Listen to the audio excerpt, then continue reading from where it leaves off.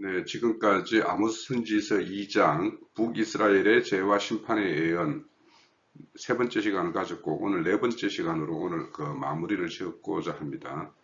오늘 2장을 마치고 다음 시간에는 이제 3장으로 넘어갈 건데 우선 우리가 2장 그 6절에서부터 8절까지 북이스라엘의 그 제목들 재판을 굳게 하고 연약한 자를 짓밟고 또 제단 옆에서 제당 잡힌 옷에 누워서 이렇게 호라위 이렇게 지냈던 거 이런 어떤 죄악상을 이렇게 지적을 했었고 또 9절에서 12절까지는 그런 너희들을 위해서 하나님이 외국에 출애굽시켜서 지금까지 너희들에게 베풀어 온 그런 하나님의 은혜가 어떤 것이었는지를 다시 한번 상기시키는 것이 이제 그 직접 심판의 내용을 말씀하기 전에 그런 내용이 있었다라고 앞 시간에 이제 말씀을 드렸어요. 그래서 너희들이 아모리 족속들을 물리칠 수 있게 했고 그 땅을 너희들이 차지할 수 있게끔 하나님께서 그렇게 하셨고 또 너희들을 위해서 선지자를 세웠고 너희 젊은이들을 나시린을 세워서 너희들에게 하나님이 원하시는 모습이 어떤 것인지 또 너희들에게 어떤 경고의 말씀을 이렇게 선포했던 그 선지자들의 말씀이 어떠했던 건지 이런 것들을 너희들은 알려줬음에도 불구하고 너희들이 돌이키지 않으면 그래서 너희들의 어떤 심판을 할 수밖에 없는 그래서 오늘은 그 심판의 내용에 대해서 하나님의 말씀을 살펴보는 시간입니다. 자, 오늘 살펴볼 말씀은 아모스 2장 13절에서 16절까지입니다.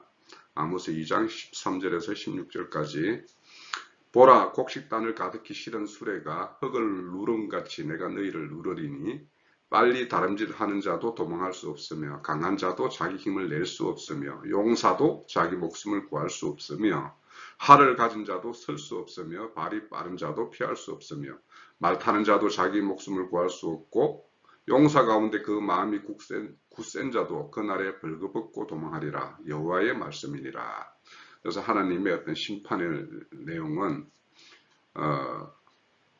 너희들이 지금 화로이 너희들이 풍요를 누리고 그 풍요 가운데서 너희들이 그 즐거움을 찾다 보니까 나를 잊어버린 하나님을 잃어버린 그런 어떤 실상을 고발하면서 너희들이 그 화롭게 누리는 그것에 의해서 너희들은 짓눌려서 그런 어떤 하나님의 어떤 심판의 맛을 볼 것이다 라는 말씀을 해요. 곡식단을 가득히 실은 수레가 흙을 누름같이 내가 너희를 누르리라 이렇게 말씀하죠.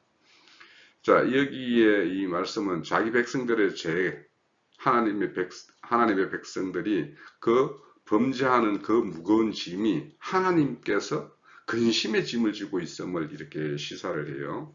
그래서 여기 누르리라 이런 말은 누름같이 누르리라 이 말은 하나님이 이게 이제 수동태로 해석을 할 수도 있고 능동태로 해석을 할 수도 있는데 하나님이 이제 그 제약된 이스라엘을 심판하는 그래서 너희들의 어떤 그 수레의 어떤 가득 실은 너희의 어떤 부를 자랑하는 그것으로 너희들을 눌러버리고 싶다라는 어떤 그런 어떤 심판의 어떤 경고의 말씀도 있을 뿐더러 하나님이 너희들이 그런 걸로 화로에 즐기는 걸 이렇게 볼 때 하나님은 근심의 짐을 그만큼 지고 있다라는 이런 어떤 호소의 내용도 여기에는 내포되어 있어요. 그러니까 그 하나님께서 그 감당하고 있는 그 무거운 짐을 이제는 내려놓게 되면 하나님이 지었던 그 짐을 내려놓게 되면 그것이 심판으로 가게 되는 것이죠.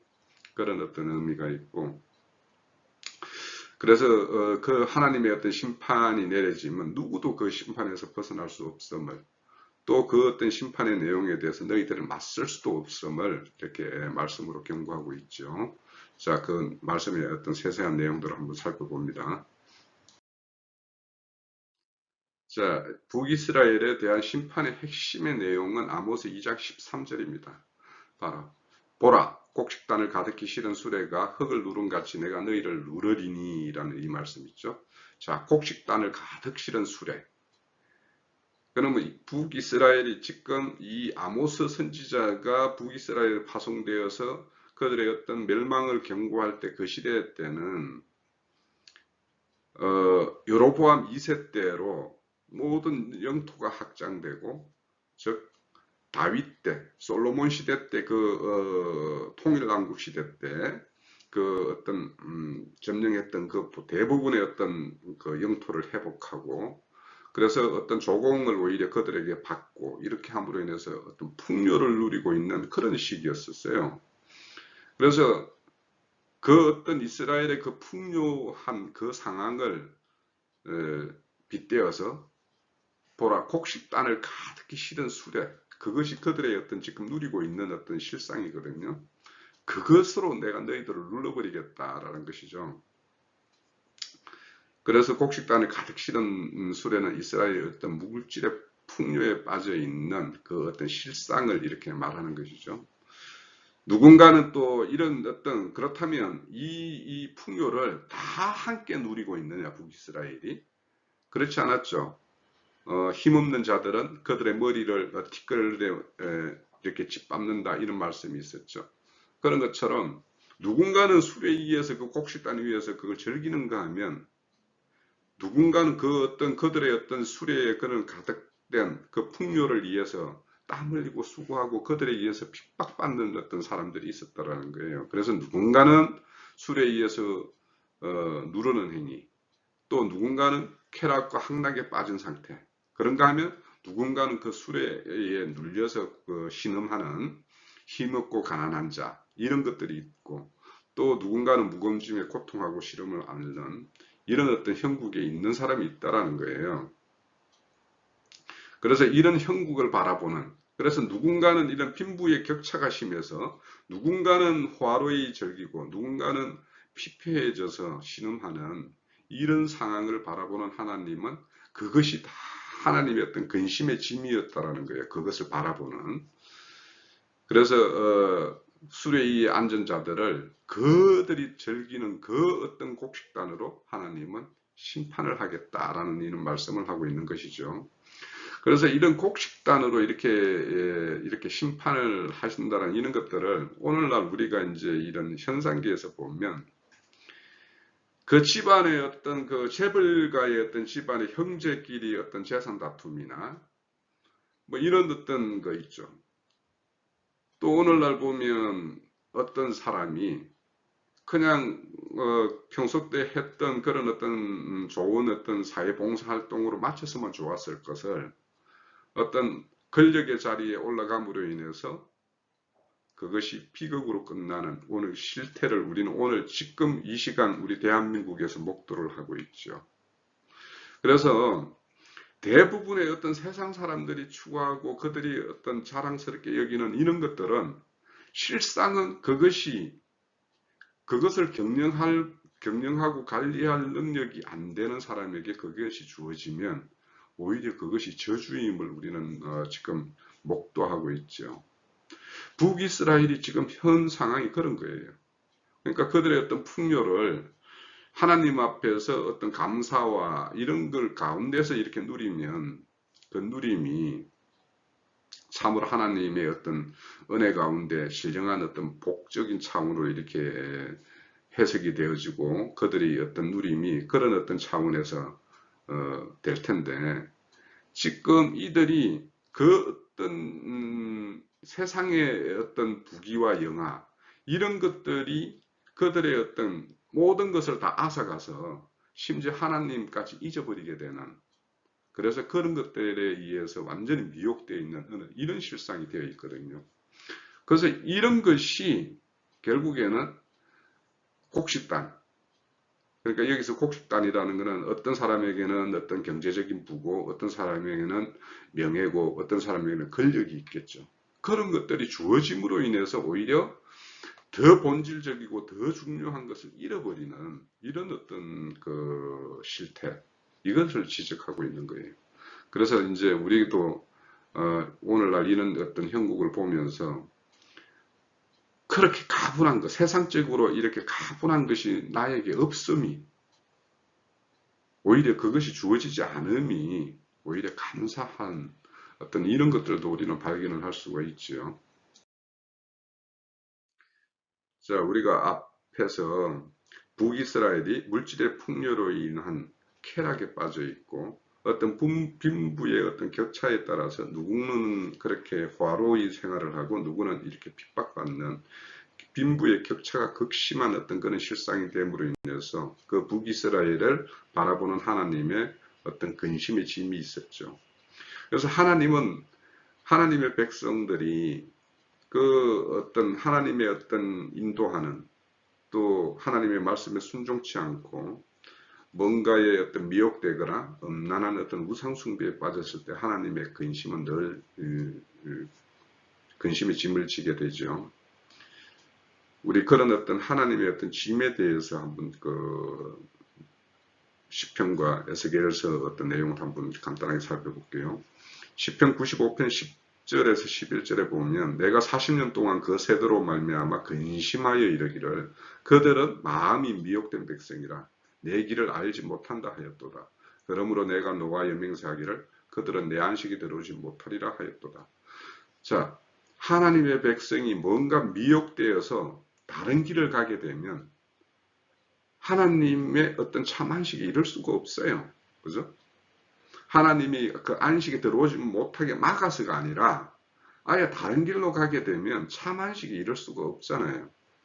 그래서 그들의 어떤 미혹, 그 광야 40년 동안 그들이 행할 때 그 대표적으로 모압 왕 발락이 보올의 아들 발람을 이렇게 초대해서 그 이스라엘을 저주하게 만들죠. 그런데 이제 실상은 저주가 아니라 겉으로 드러나는 것은 하나님의 어떤 간섭으로 축복을 이렇게 하게 되는데 결국에는 그 축복이라는 것이 저주가 되어서 바알볼에서 그 모압의 어떤 그 사제들이 여사제들이 드리는 거기에 그 이스라엘들이 다 미혹되어서 그들과 함께 음란한 어떤 우상숭배의 어떤 그런 데 빠지는 그래서 거기에서 하나님의 심판으로 인해서 2만 4천 명이 그냥 하나님의 어떤 징계를 받아 죽는 어떤 그런 사건이 있었죠. 자, 이와 같이 하나님의 백성이 그렇게 어떤 미혹된 그런 것에 빠지게 되면 하나님은 근심을 할 수밖에 없죠. 그것이 다 근심의 짐이에요. 그래서 에스겔서 또 6장 9절에 보면 너희 중에 살아남은 자가 사로잡혀 이방인들 중에 있어 나를 기억하되 그들이 엄난한 마음으로 나를 떠나서 엄난한 눈으로 우상을 섬겨 나를 근심하게 한 것을 기억하고 스스로 한탄하시니 이는 그 모든 가정한 일로 악을 행하였습니다. 그때에 그들이 나를 여호와인 줄 알리라. 내가 이런 재앙을 그들에게 내린다 한 말이 헛되지 아니하리라. 자, 그래서 하나님이 그 음란한 마음으로 그런 우상에 빠져 있을 때 그거는 다 하나님의 어떤 근심케 되는 것이죠.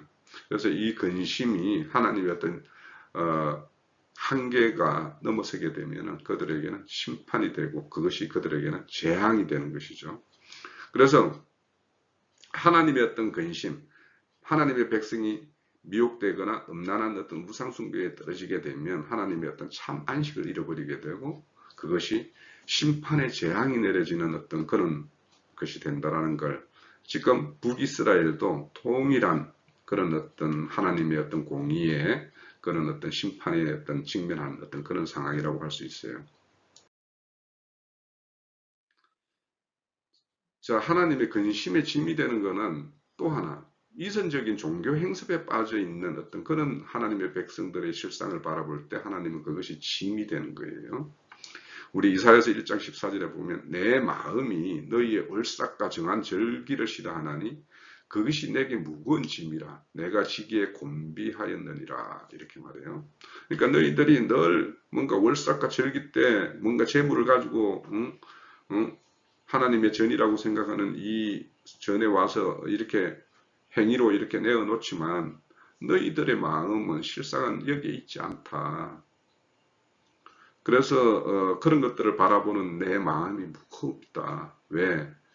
월삭과 절기가 왜 너희들에게 주어졌고 그 날의 의미가 어떤 것인지를 너희들이 알았다라면 너희들 심중에는 하나님의 어떤 그런 어떤 은혜의 감사 그래서 그걸로 인한 어떤 찬미의 어떤 그런 제사가 나올 텐데 너희들은 행위의 제사로 드림으로서 너희들이 할 바를 다 했다라는 식으로 이렇게 그런 종교의 어떤 행습에 떨어져 있는 어떤 그런 실상이다라는 것이죠.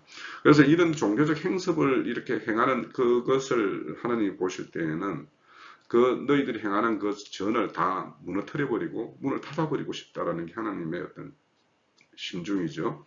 그래서 이사야서 선지자의 어떤 예언대로 실질적으로 예루살렘 성전이 바벨론에 의해서 다 이렇게 무너지고 그들의 기물들이 다 바벨론으로 옮겨가는 어떤 그런 어떤 실상으로 드러났죠. 또 주님이 오셔서 또 그 유대인들의 어떤 종교 행습에 빠졌을 때 그들은 로마 군병에 의해서 또 그 스룹바벨 성전이 다 이렇게 무너졌죠. 헤롯 성전이 무너졌죠. 그런 것처럼 이렇게 하나님의 어떤 심판에 의해서 그런 어떤 하나님의 어떤 종교 행습들이 낱낱이 이렇게 부서지는 모습들을 우리는 봐요. 그러면 오늘날 이 시대에 이런 우리가 만약에 종교 행습에 빠져가지고 그런 습관적 어떤 그런 걸 행한다라면 하나님은 반드시 그것을 문을 닫게 만들 거단 말이죠. 그래서 오늘날 이런 어떤 코로나19 상황에 직면해서 대형 교회들이 다 이렇게 제대로 문을 열 수 없는 이런 상황이 되었죠. 이런 것들을 그냥 우리는 단순하게 볼 것이 아니라 하나님이 지금 이런 어떤 종교적인 행습에 빠져 있는 것들을 이렇게 하나님이 심판하고 있고 하나님이 어떤 뜻을 이렇게 전하고 있구나라는 걸 알고 다들 이렇게 깨부쳐야 될 텐데 여전히 요즘에 보면은 뭐 이 나라에서 교회 문을 열게 했네 말았네 하면서 그렇게 집단적으로 이런 어떤 컴플레인 이런 걸 하는 것들을 보면 아직도 그들이 이런 실상들이 왜 이렇게 행해지게 있고 이런 것이 펼쳐지고 있는지를 그 하나님의 관점에서 못 보는 거예요. 그냥 단순히 어떤 세상의 어떤 한 질병 정도로 이렇게 알고 있는 거예요. 또 어쩌면 그 사람들은 이렇게 온 것이 어떤 세상의 타락으로 원인을 돌릴 수도 있겠죠. 실상은 그들이 행하는 것들, 하나님 집이라고 말하는 어떤 그런 어떤 건물 성전 안에서 그 행하는 어떤 그런 모습들을 보면 하나님께서 이 당시 이사야 선지자가 말했던 이런 것과 동일한 그런 어떤 심판을 행하지 않겠어요? 또 이사야서 24장 1절에서 2절에 보면 보라 여호와께서 땅을 공허하게 하시며 황폐하게 하시며 지면을 뒤집어 엎으시고 그 주민을 흩으시리니 백성과 제사장이 같을 것이요 종과 상전이 같을 것이며 여종과 여주인이 같을 것이며 사는 자와 파는 자가 같을 것이며 빌려주는 자와 빌리는 자가 같을 것이며 이자를 받는 자와 이자를 내는 자가 같을 것이다. 자, 이런 것들, 그러니까 제사장과 그 어떤 종교 행습에 빠져 있으면 백성과 제사장이 나뉘죠. 종과 상전이 나눠져 있죠. 여종과 여주인이 나눠져 있죠. 사는 자와 파는 자, 빌리는 자와 빌려주는 자, 이자 받는 자와 이자를 내는 자, 다 나눠져 있어요. 어디에서는 어디 한편은 군림하고 어디 한편은 이렇게 굴종할 수밖에 없는 이런 어떤 그런 시대가 있죠. 근데 이 시대를 하나님께서 다 갖게 한다라는 건 뭐예요? 다 포로로 잡아가면, 다 포로가 되면, 그때는 다 포로일 뿐이지 그 안에서 누가 종이고 누가 주인이고 이런 게 있을 수가 없죠. 누가 빌려줬고 그래서 뭔가 갚을 거 있는 이런 것이 없죠. 그래서 포로로 다 잡아가 버리는 거예요. 그래서 이렇게 이사야 선지자가 예언했던 대로 남유다가 바벨론의 어떤 포로가 잡혀가서 그 포로병들 중에 있는 사람들은 종과 상전이 없어지잖아요.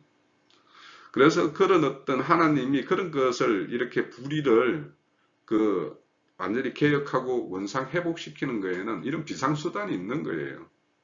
그러니까 포로로 다 잡혀가가지고 다시 회복해 하면 그 예전에 뭐 종이다 어쩌다 이런 것들이 중요한 게 아니잖아요. 이와 같이 하나님께서는 그들을 흩어 놓았다가 다시 모았을 때는 모든 것이 질서가 새롭게 잡히니까 그렇게 하시는 거죠. 자, 하나님은 하나님의 어떤 심판을 행하실 때 만군을 동원하실 수 있는 분이에요. 그분은 만군의 왕이니까. 그래서 하나님이 실질적으로 북이스라엘을 심판하기 위해서 아람 군대도 적당하게 동원했었고, 또 주변의 어떤 여러 나라들을 이용해서 그들을 이렇게 심판을 했어요. 그렇지만 결정적으로 그들이 완전히 돌이키지 않음으로 인해서 하나님이 온전히 심판하는 것은 아수르 군대를 동원해서 심판을 해요. 그런 하나님이 동원하는 군대를 동원해서 심판을 하게 되면 어떤 현상이 일어나느냐? 그것이 아모스 2장 14절에서 16절이에요. 그래서 우리가 앞서서 읽어봤지만 다시 한번 읽어보면 빨리 다른 박질하는 자도 도망할 수 없으며 강한 자도 자기 힘을 낼 수 없으며 용사가 자기 목숨을 구할 수 없으며 활을 가진 자가 설 수도 없으며 맞서 싸울 수 없다라는 것이죠. 발이 빠른 자도 피할 수 없으며 말 타는 자도 자기 목숨을 구할 수 없으며 용사 가운데 그 마음이 굳센 자도 그날에는 벌거벗고 도망하리라. 여호와의 말씀이라. 즉 하나님은 하나님이 심판을 동원할 때 이 만군 그들을 반드시 심판할 수 있는 그 군대를 동원해서 심판하기 때문에 심판의 대상이 되는 자들이 그 군대를 맞서 싸워서 이길 수 없는 거예요. 만약에 하나님이 심판인데 심판으로 동원한 군대를 맞서서 싸워서 이긴다라면 그건 하나님 심판이 아니죠. 그래서 북이스라엘을 심판하기 위해서 아수르를 동원하거나 남유다를 심판하기 위해서 바벨론 군대를 동원하는 것. 그래서 아수르 군대나 바벨론 군대나 다 하나님의 군대예요. 그래서 하나님은 그 아수르의 어떤 폐악을 또 심판하기 위해서 바벨론을 또 일으켰고 바벨론이 또 폐악하니까 누구를 일으켜요? 메대와 바사를 일으켜서 심판하죠. 또 메대와 바사, 즉 페르시아가 또 불의하니까 누구를 일으켜요? 헬라를 일으켜요. 또 헬라가 불의하니까 로마를 일으켜서 심판을 해요. 이렇게 하나님은 그들의 어떤 심판의 어떤 도구로 동원하는 그 군대는 반드시 하나님이 의도하는 대로 그들을 심판하고 그들을 꺾어버려요. 어떻게? 아모스 2장 14절에서 16절 말씀처럼 그날에는 그들이 멸절당하는 거예요. 그러니까 하나님의 심판에 맞서서 싸워서 이길 수는 없어요. 그래서 하나님의 심판은 애언대로 반드시 그들이 돌이키지 않으면 심판이 일어나는 것이에요. 그래서 우리가 지금 이런 어떤 선지서를 보면 다 어떤 심판의 내용이나 그들에게 돌이키라는 어떤 경고의 내용이나 이런 말씀을 하는데 우리는 이런 말씀을 볼 때 우리의 어떤 신앙의 어떤 실상을 우리 스스로 점검을 해야 되는 거예요. 그래서 우리가 지금 돌이켜야 될 것, 내가 뭔가 하나님 앞에서 떳떳하지 못한 거가 있는데 아직도 내가 끊어내지 못한 어떤 그런 것이 있다라면 이럴 때 이런 말씀을 들으면서 우리는 강하게 그런 걸 끊어내야 되는 거예요. 자, 우리 이런 어떤 말씀을 할 때, 이런 말씀 들을 때 이런 어떤 심판의 경고의 소리를 우리가 귀담아 들어야 되는 것이죠. 그래서 우리 교회 형제님은 결심하지 마라, 결심하지 마라 이렇게 이야기하는데 저는 결심이라는 것이 인간의 의지죠. 그죠? 의지를 이렇게 담아내는 거 아니에요? 인간이 어떤 그런 자기의 어떤 그런 모순된 것들을 발견하고 이것을 끊어내야 되겠다라고 어떤 강구하는 마음이 있으면 그 강구하는 마음 가운데 하나님이 그런 어떤 뭔가를 결단하는 마음을 주시는 것도 있죠. 그래서 그런 어떤 감동이나 이런 것이 전혀 없는데 내가 막 의지적으로 하는 거는 그거는 진짜 인간의 결단이고 내가 뭔가 이런 말씀과 내 자신이 서로 모순되는 것이 발견되었을 때 우리는 스스로는 알잖아요. 그런 게 있을 때 우리는 이 뭔가를 강구하게 되잖아요.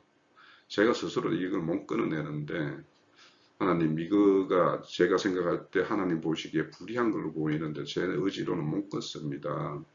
제발 이걸 끊어서 저도 이런 문제로부터는 좀 떳떳해서 하나님 앞에 좀 당당하고 싶습니다. 라는 이런 강구를 하게 되면 하나님이 감동을 주죠. 그러면 그렇게 됐을 때는 그냥 뭔가 끊어야 되겠다는 마음이 이렇게 딱 주어지면 그때는 이렇게 결단하고 시도하는 것이죠.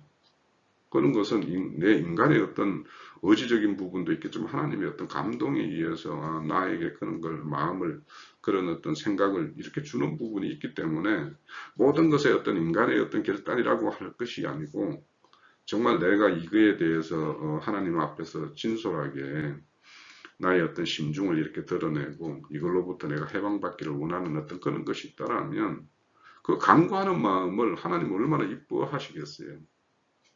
그래서 우리가 이런 어떤 폐역한 어떤 북이스라엘의 어떤 그런 심판의 내용을 들으면서 내 자신이 하나님 보시기에 이렇게 불의할 거라고 생각하는가? 우리는 말씀을 통해서 무엇이 하나님의 뜻이고 무엇이 하나님이 원하시는 것인지를 아는 내가 인식하고 아는 범위만큼 할 수밖에 없는 거예요. 그래서 내 스스로 이런 것이 하나님 앞에 좀 떳떳지 못하다라고 생각되는 게 있으면 그런 간구함으로 구해야죠. 그것이 진솔한 마음이고 또 우리가 하나님에게 어떤 그 심중을 두고 위탁하는 마음이고 그분에게 의뢰하는 마음이기 때문에 하나님은 그런 것들을 기뻐하시죠. 그렇게 하기를 바라요. 자, 심판의 예언에서 살아남는 유일한 길이 무엇인가? 하나님은 이렇게 선지자를 통해서 경고의 말씀을 해요. 그러면 그 어떤 경고의 말씀에 따라서 내가 살 길을 찾는 것은 어떤 길인가? 그거는 이사야서 30장 15절에서 17절 말씀으로 우리 좀 살펴볼게요. 주 여호와 이스라엘의 거룩하신 이가 이같이 말씀하시되 너희가 돌이켜 조용히 있어야 구원을 얻을 것이요 잠잠하고 신뢰하여야 힘을 얻을 것이니를 너희는 원하지도 아니하고 이르기를 아니라 우리가 말 타고 도망하리라 하였으므로 너희가 도망할 것이요 또 이르기를 우리가 빠른 짐승을 타리라 하였으므로 너희를 쫓는 자들이 빠르리니 한 사람이 꾸짖은적 천 사람이 도망하였고 다섯이 꾸짖은적 너희가 다 도망하고 너희 남은 자는 겨우 산꼭대기 깃대 같겠고 산마루 위에 기치 같으리라 하셨느니라. 자, 뭔가 하나님이 심판하고 심판의 경고의 말씀이 우리에게 주어지면 돌이켜서 조용히 하나님의 어떤 구원의 모습을 바라봐야 되는 것이죠. 그래서 돌이키면 우리의 말씀대로 너희들이 돌이키면 나도 돌이켜 너희들에게 나아갈 것이라고 하나님은 말씀을 하잖아요. 그러니까 하나님은 늘 우리가 돌이키기를 기다리고 있어요. 자, 우리 누가복음 15장에 보면은 둘째 아들이 아버지의 어떤 모든 유산을 가지고 이렇게 먼 나라를 가가지고 모든 걸 다 탕진하고 있죠. 그걸 가지고 가면 탕진할 것이라는 것을 아버지는 다 알아요. 그렇지만 그 아들에게 그 어떤 유산을 다 줬죠. 그렇지만 아버지는 뭐냐면 그것이 다 탕진하고 이렇게 한 그 아들이지만 다시 아버지 집으로 돌아오기를 소망하고 있죠. 지금 북이스라엘이나 하나님의 어떤 백성들이 하나님 앞에 패역해서 하나님의 어떤 심판에 놓이게 되어 있는 상황이에요. 또 실질적으로 심판이 집행되었을 때도 그들에게 그 심판으로 인해서 하나님은 멸절시키는 것이 근본적인 것이 아니에요. 그 어떤 공의로운 심판을 통해서 하나님의 어떤 공의가 어디에 있고 하나님이 이런 어떤 누군가 하나님의 사람을 세워서 경고했던 말씀이 실제적으로 신실하게 실행된다라는 것을 오늘날 우리에게 보여주고 있는 거예요. 과거 구약의 어떤 이스라엘이 행했고 그들에 대해서 하나님이 심판을 행하셨고 이런 내용들을 오늘날 기록의 말씀으로 우리에게 주어진 이유는 그 말씀을 바라보는 오늘 우리들에게 하나님의 말씀이라는 것은 언제든지 신실하다, 예언대로 집행된다. 이런 거를 오늘날 기록된 말씀을 보는 우리에게 보여주고 있는 거예요. 하나님의 말씀은 역사적 사실을 기록으로 남기는 것에 목적이 있지 않아요. 오늘날 우리가 바라보는 어떤 역사서와 같은 어떤 그런 것이 아니에요. 물론 오늘날 역사서 기록도 그 어떤 자기가 속한 어떤 민족이나 나라가 어떤 과거의 사건이 있었고 거기에서 어떤 우리는 교훈을 받아야 되고 그 교훈하는 목적이 있죠. 역사서도 그런데 그러면 하나님의 어떤 그 거룩한 어떤 생명의 어떤 구속사를 기록한 이 성경의 말씀에서는 반드시 그 역사적 사실을 통해서 오늘 우리에게 교훈하는 게 있단 말이에요. 그래서 그 교훈은 뭐냐?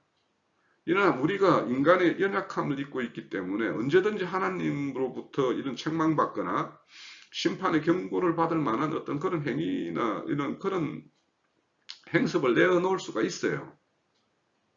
그렇지만 그런 거에 대해서 누군가가 사람의 입을 통해서나 뭔가의 어떤 하나님의 어떤 사건이나 어떤 무슨 현상을 통해서 하나님이 보여주는 어떤 뭔가가 있으면 그 말씀을 내가 어떻게 받아들이느냐가 그게 지혜자예요.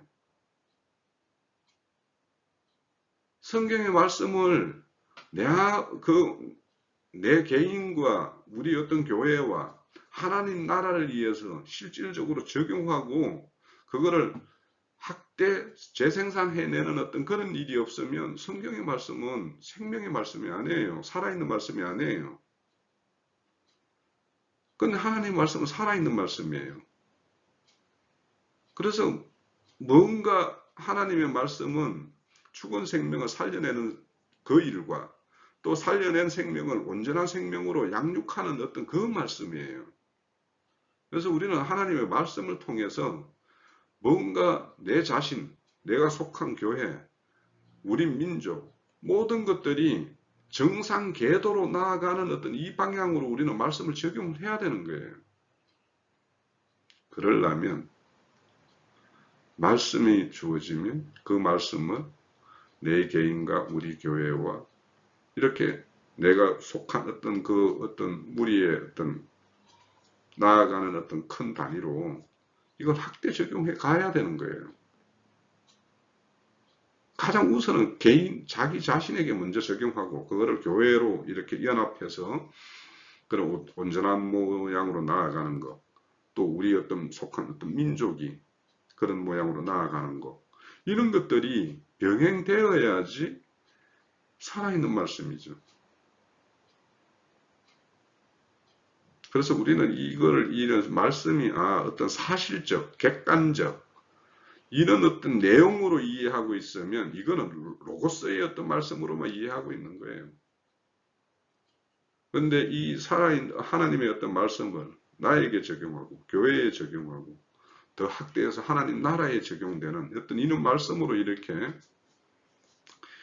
영향력을 더하여 가는 그런 어떤 살아있는 말씀이어야지 이게 레마의 말씀이 되는 거죠. 그래서 우리가 제가 지금 선지서를 하고 있는데 선지서는 늘 이런 거예요. 그래서 사실 요엘서를 강론을 해도 그렇고 아모스를 해도 그렇고 다른 선지서를 해도 매 마찬가지로 그 당시 그 선지자를 통해서 하나님의 말씀을 받는 그들이 그 말씀을 듣고 돌이키지 않았을 때 어떤 심판이, 돌이켰을 때 어떤 하나님의 어떤 축복이 주어지는가, 이런 걸 통해서 그거를 내 자신과 내가 속한 교회와 하나님 나라로 이렇게 확장되어 갈 수 있도록 이렇게 하는 것이 우리는 이 말씀을 보는 목적이에요. 그래서 오늘 보면 너희들이 하나님의 심판의 예언에서 유일하게 사는 방법은 돌이키는 것이고, 돌이켰으면 조용히 하나님의 어떤 행하시는 일을 잠잠히 수용하는 거예요. 그래서 수용해서 그 수용이 분량이 차게 되면 내 안에서 운동력이 생겨요. 그 생명력이 어떻게 활동력으로 이렇게 나타나지 않을 수가 있겠어요? 당연히 나타나게 되어 있지. 그래서 우선은 그것을 잠잠히 채우는 어떤 신뢰하면서 그 채우는 것, 이것을 통해서 힘을 얻게 된다라는 거예요. 그게 정상인데 인간들은 뭔가 심판을 하면은 내가 말을 타고 도망할 거야. 더 빠른 짐승으로 타고난 그 어떤 심판의 어떤 손길에서 벗어날 거야. 이런다라는 거예요.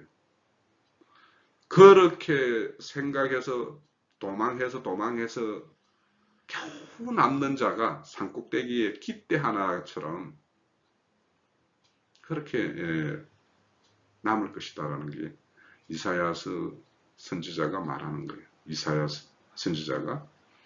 자, 우리는 그래서 심판의 예언이 이렇게 주어졌을 때 우리가 살 수 있는 길은 입을 감는 거예요. 그리고 자기 자신을 돌아보는 것이죠. 무엇이 어디에서부터 잘못되었는지.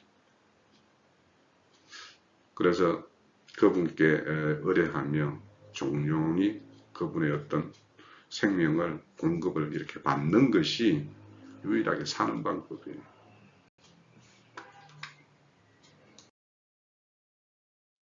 자, 우리가 앞서서 이사야서 말씀을 통해서 하나님의 어떤 심판의 어떤 경고 그런 걸로부터 벗어나서 우리의 어떤 구원의 생명을 얻는 이 방법은 돌이키고 조용히 그의 구원을 얻는 것이라고 그랬고, 또 하나님에 대한 어떤 신뢰를 통해서 믿음을 통해서 그 힘을 얻는 생명력을 얻는 이런 것이라고 했어요.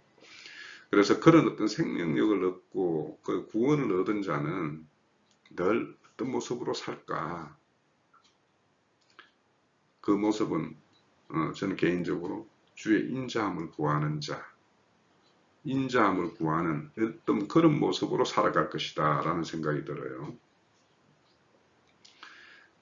그 말씀을 우리 시편 33편 15절에서 22절의 내용을 보면서 오늘 말씀 마무리 짓게요. 그는 그들 모두의 마음을 지으시며 그들이 하는 일을 굽어 살피시는 이로다. 하나님은 모든 걸 다 굽어 살피시죠. 그래서 그때그때마다 하나님의 어떤 처방을 내리시죠. 많은 군대로 구원 얻을 왕이 없으며 용사가 힘이 세어도 스스로 구원하지 못하는도다. 구원하는 데는 군마는 헛되며 군대가 많다 해도 능히 구원하지 못하는도다. 그러니까 세상의 어떤 권력과 힘과 자랑되는 것들, 이런 것들로 구원 이룰 것은 아무것도 없다라는 것이죠. 오히려 앞서서 북이스라엘 같은 경우는 그들의 어떤 풍요가 오히려 그들의 어떤 심판의 거리가 되는 어떤 그런 것이 되어버리는 어떤 그런 실상으로 우리는 목도하고 있죠. 그런데 어떤 사람은 하나님께서 그 영혼을 이렇게 건지시는가 하면 여호와는 그를 경외하는 자, 곧 그의 인자하심을 바라보는 자. 그러니까 하나님을 경외하는 자는 어떤 자냐면 그의 인자하심을 바라보는 자예요. 경외한다라는 것은 두렵고 떨림으로 하나님을 이렇게 바라보는 자이며 하나님께 나아가는 자거든요. 왜 두렵고 떨림이냐? 그분은 거룩하신 분인데 우리는 속된 부분이 없지 않아 많이 있잖아요. 그렇기 때문에 그분에게 나아갈 때 우리의 그런 어떤 세상적이고 아직도 옛사람의 어떤 성분을 가지고 있는 이런 것들이 하나님으로부터 책망받을 수밖에 없는 일이고, 그것이 실질적으로 나타나게 되면 하나님의 어떤 폐역하는 일이 되어버리기 때문에 두려운 일이죠. 그래서 그런 어떤 우리의 어떤 실상을 안다라면 하나님, 저희 어떤 부족을 늘 인자로서 덮어주시고, 또 우리의 부족이나 알지 못하는 내용이 있으면 잘 깨달을 수 있도록 하나님께서 잘 인도해 주십시오. 이런 그런 어떤 간구하는 마음이 있잖아요. 그것이 인자함을 바라보는 거예요. 그것이 경외하는 자예요. 그래서 그런 자들의 어떤 영혼은 사망에서 건진다라는 거예요. 그들이 굶주릴 때 그들을 살리시는 도다 그래요. 그래서 우리가 우리의 영혼이 그분을 바람이여 그는 우리의 도움과 방패시로다. 그래서 이런 인자함을 구하는 자, 하나님을 경외하는 자에게는 하나님이 도움이 되시고 그분이 방패가 되어 주신다라는 거예요. 그러면 그분의 도움과 방패로서 우리가 무탈하게 그렇게 일상을 살고 또 그분에 의해서 이런 어떤 내가 이렇게 살리심을 받았다라는 어떤 이런 것들이 발견되어질 때 우리는 그분의 어떤 성호를 의지할 수밖에 없잖아요. 왜 그러냐? 그분은 스스로 있는 자이고 모든 걸 있게 하시는 분이고 모든 것을 통치하고 간섭하시고 섭리하시는 분이기 때문에 우리는 그분이 그런 어떤 걸로 인해서 지금 보호와 이렇게 영혼의 어떤 살리심을 받았다라는 이 사실을 알기 때문에 우리는 그분을 즐거워할 수밖에 없죠. 그래서 그런 걸로 인해서 우리의 어떤 즐거움을 가지고 있는 자는 더 하나님의 인자함을 구할 수밖에 없겠죠. 그래서 여호와여 우리가 주께 바라는 대로 주의 인자하심을 우리에게 베푸소서. 그러니까 그분의 인자함을 늘 구하면서 살아갈 수밖에 없어요.